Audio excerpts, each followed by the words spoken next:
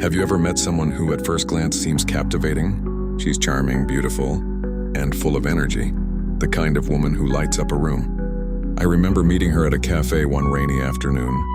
Her laugh was infectious, her stories were vivid, and I felt an instant pull, as if fate itself had introduced us. I wanted to know her, to spend time with her, to understand the spark she carried. But as days turned into weeks, the spark began to flicker, not because she changed, but because the true nature of her mind revealed itself slowly, like mist over a hidden lake.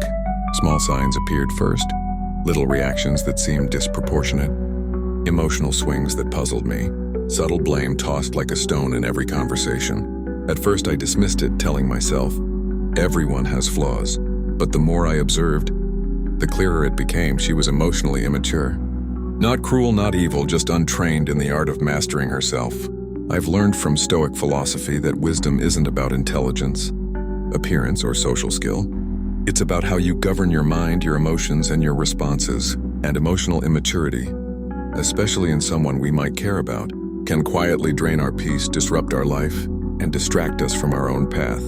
Today, I want to share 9 signs of an emotionally immature woman, not to mock or demean, but to help you recognize patterns early so that you protect your peace, cultivate discernment, and walk a life guided by wisdom, not by reaction. The first sign is that she reacts before she reflects.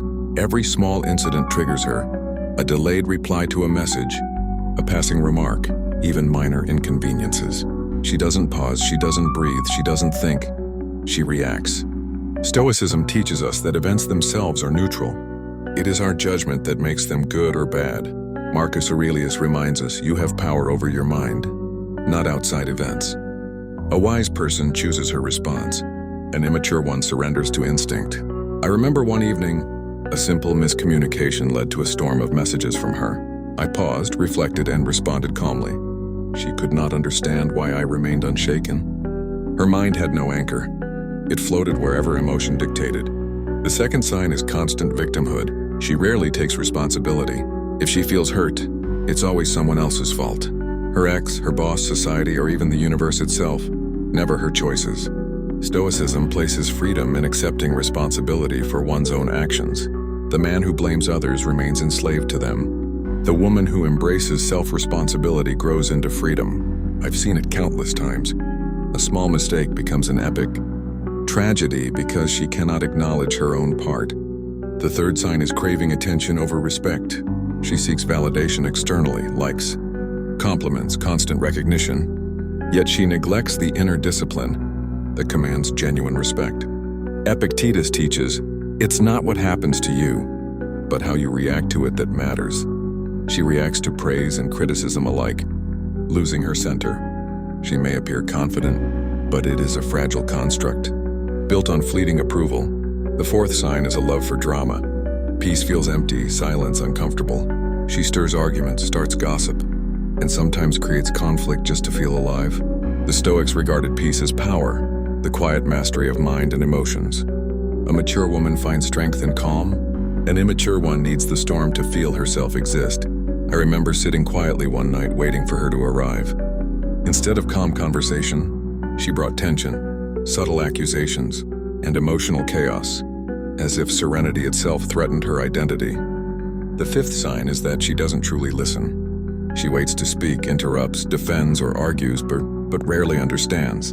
Listening requires patience, reflection, and humility. Seneca said, "We have 2 ears and 1 mouth, so we may listen more and talk less." Yet she feared the pause of reflection. Silence forced her to face herself, and she avoided it at all costs. The sixth sign is inconsistency. She lives by feelings, not principles. Today she loves you, tomorrow she withdraws. Today she commits, tomorrow she doubts. Stoicism teaches that principles guide life, not the whims of emotion. But an emotionally immature woman drifts with each new sensation, unable to anchor herself in truth.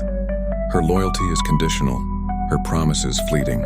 The seventh sign is envy. She compares, competes, and resents others' success. Instead of admiration or inspiration, she experiences subtle sabotage, passive aggression, and secret wishing for others' failure.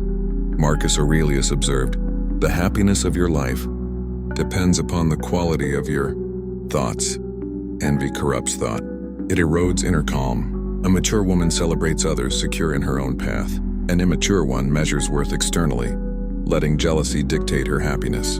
The eighth sign is manipulation. When she desires something, she may use guilt, emotional pressure, or subtle games rather than honest communication. Short term, it may achieve results. Long term, it destroys trust. Stoicism honors clarity and integrity. To speak truth, even when uncomfortable, is true strength. A mature woman faces reality directly. An immature one hides behind emotion. The ninth sign is fear of solitude. She cannot be alone. She craves constant attention, reassurance, or distraction. Stoics valued solitude as a path to self-understanding and inner power.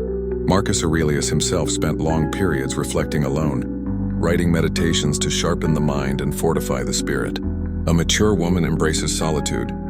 It strengthens her. An immature one flees it, unable to face the void of her own thoughts. Recognizing these patterns is not about judgment, but awareness. Emotional immaturity is not permanent. It is a choice to remain untrained in the art of self-governance. Stoic wisdom teaches us that we cannot change others, only ourselves. We cannot demand maturity from someone unready. We can only cultivate our own calm, clarity, and discernment. The story I opened with, the cafe, the laughter, the hidden turbulence, is not unique. Life introduces these lessons through people who challenge us, frustrate us, and reveal the limits of our patience.